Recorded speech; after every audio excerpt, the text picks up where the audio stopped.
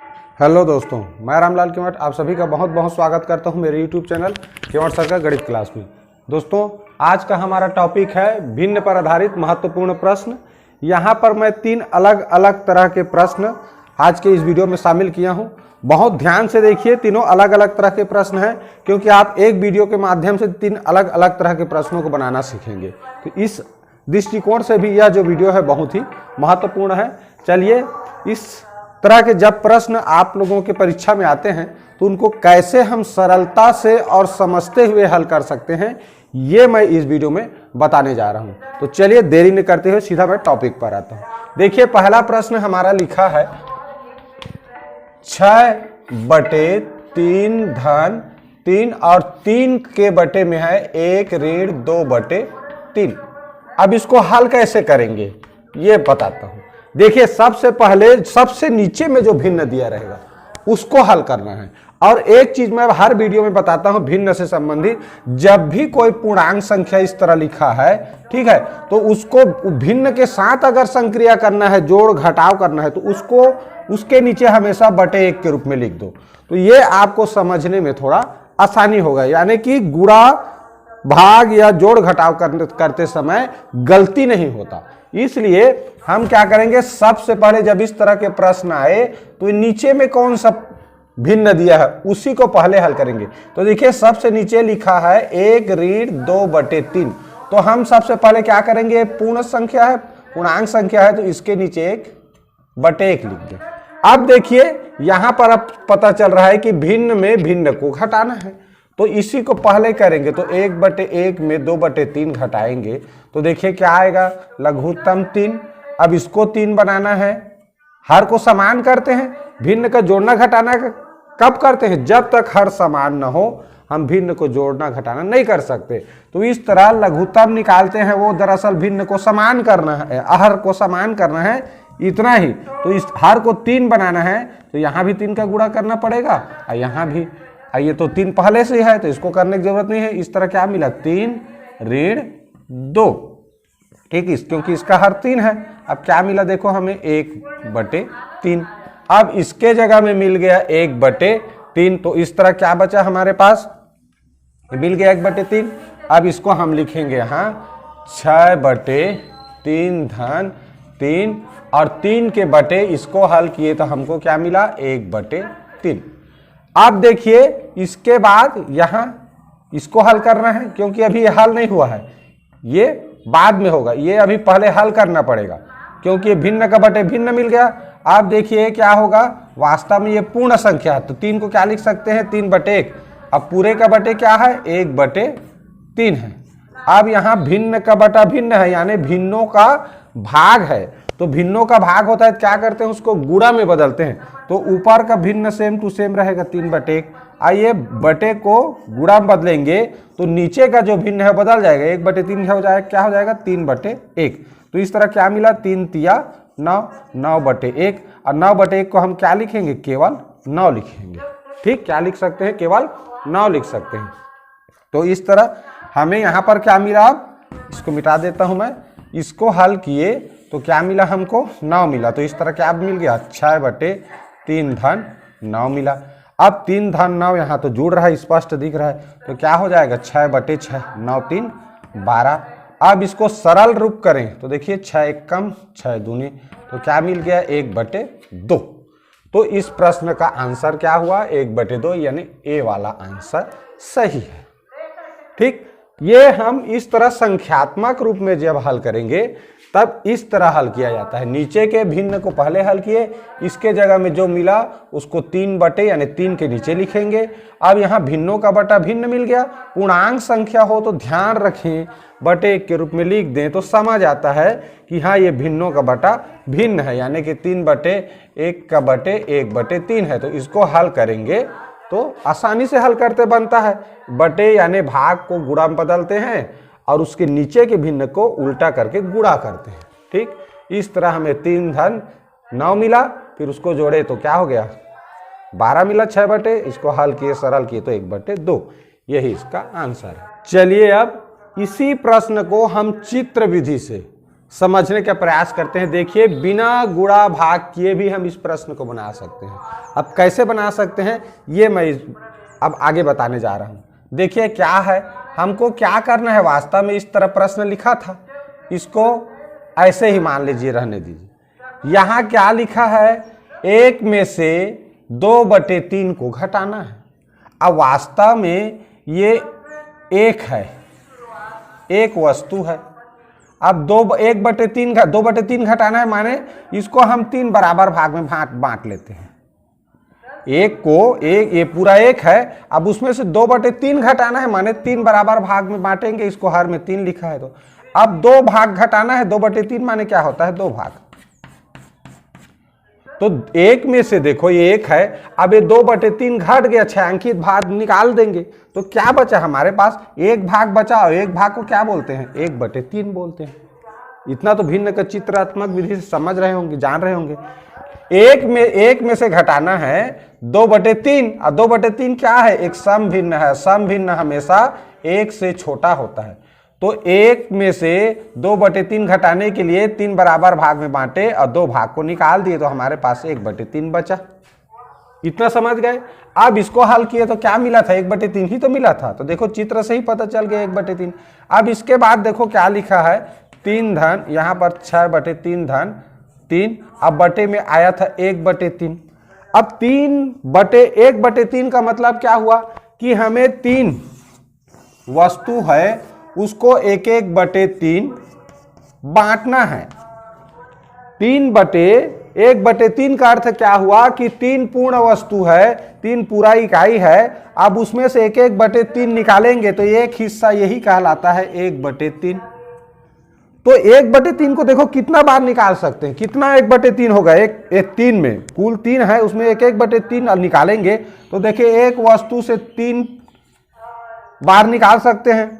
अब इसमें से भी 3 बार, इसमें से भी 3 बार, तो कुल मिलाकर ये 3 पूर्ण इकाई से 1/3 को अगर निकालें तो 9 बार में 9 बार निकलेगा वो। देख लो, एक वस्तु से 1/3 3 बार प्राप्त होगा, तो इस तरह 9 बार। तो इसी को क्या लिखे थे जी, इसको हल किए तो क्या लिखे थे हम लोग, 6/3 धन 9 आया था। तो यही है, 3 को हम जब 1/3 से भाग किए, इसका मतलब क्या हुआ कि 3 को हम 1/3 उसमें से निकालते गए। जैसे 6 है, 6/2 या 6/2। इसका मतलब क्या होता है कि 6 कोई वस्तु है इस तरह, अब उसमें से 2 वस्तु का भाग करते जाना है। तो देखो 3 भाग बना ना। उसी तरह 3 वस्तु है, अब 1/3 भाग किए तो देखो 9 भाग हुआ, तो 9 भाग हुआ तो 9 लिखेंगे यहाँ। अब 3 और 9 को जोड़ना तो सरल है, 12। अब इस तरह मिला था हमें 6/12। अब इसको हल करना, 6 कम 6, 6 दूनी 12, 1/2 प्राप्त हुआ था। तो इस तरह से हम आसानी से अगर भिन्न को समझते हैं तो बिना गुणा भाग किए भी कर सकते हैं। ठीक है, आशा है आप लोगों को ये समझ आया होगा। नहीं समझ आएगा तो कमेंट के माध्यम से जरूर बताना।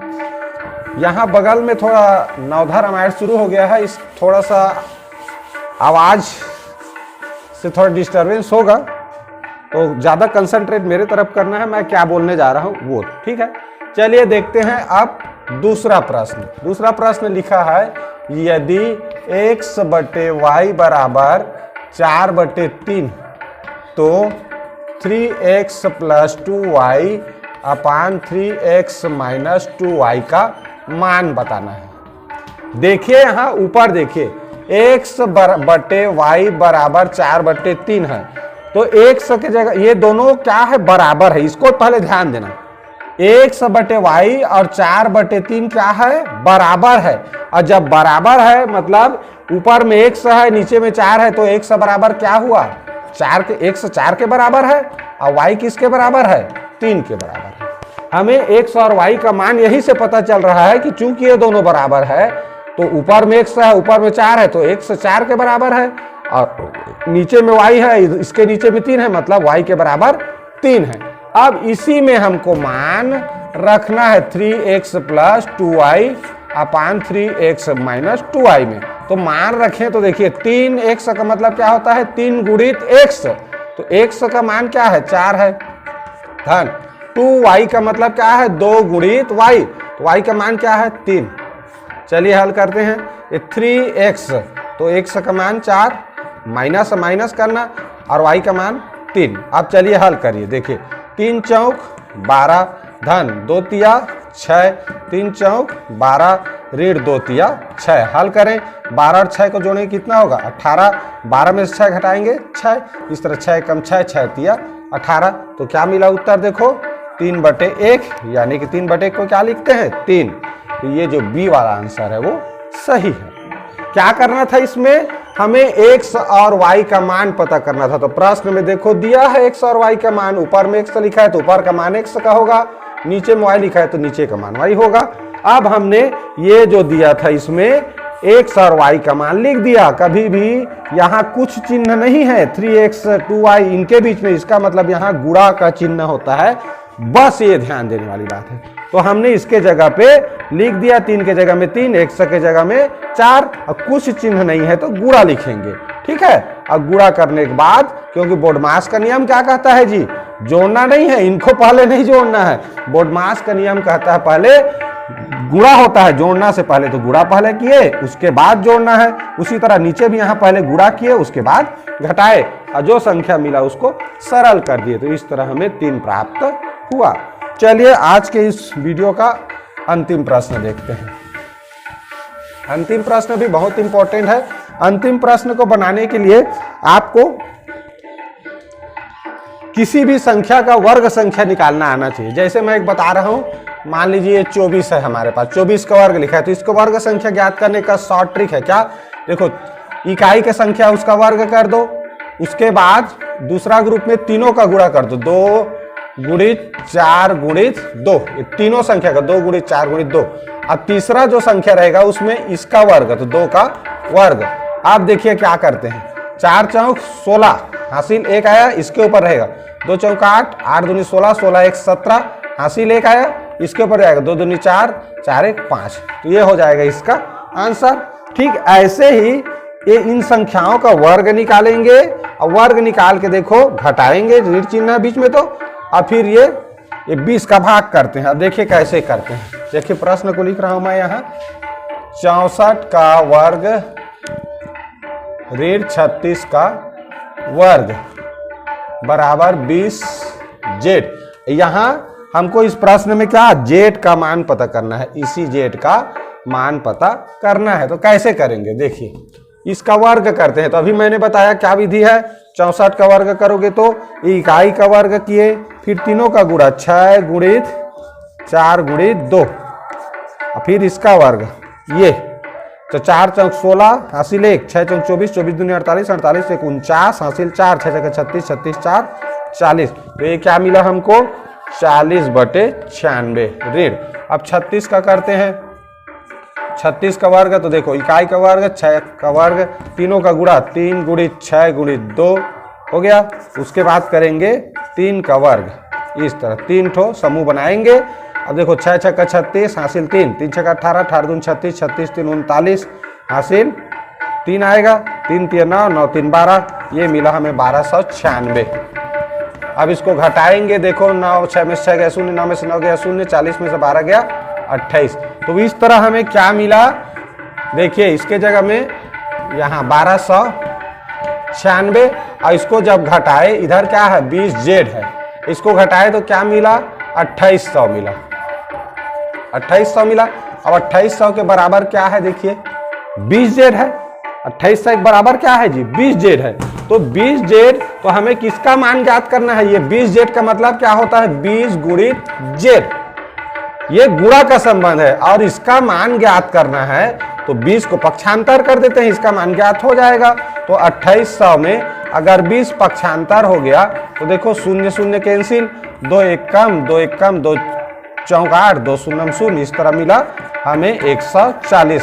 जेड बराबर क्या मिला 140। तो ये बी वाला आंसर इसका सही आंसर है। तो ये जल्दी जल्दी अभी बताया हूं, क्या करना है मुख्य सिद्धांत को जानो केवल। प्रश्न में देखो लिखा है 64 का वर्ग ऋण 36 का वर्ग बराबर 20 जेड, माने पहले इसका वर्ग कर दो, इसका वर्ग कर दो, फिर घटा लो। घटाने के बाद हमें क्या मिला जी 2800। अब ये 20z लिखा है, 20z लिखा है माने 20 गुणी z है, तो z का मान जानना है तो 20 को पक्षांतर करेंगे और गुणा में है इसलिए भाग होगा, इधर आएगा तो ठीक है, अंश में है इसलिए हर हो जाएगा, गुणा भाग कहें या अंश में है तो हर कहें वही है। तो इस तरह कटा दिए तो क्या मिले 140, यही z का मान है। तो इस तरह के प्रश्न को आप ऐसे हल कर सकते हैं। ठीक है, आशा है आप लोगों को यह वीडियो अच्छा लगा होगा। तीनों अलग अलग तरह के प्रश्न हैं और अच्छे से इसको एक बार नहीं 2 बार देखिए, 3 बार देखिए, और जब अच्छे से समझ जाएंगे तो इस तरह के प्रश्न जब भी आएंगे आपके परीक्षा में आसानी से आप फिर बना सकते हैं।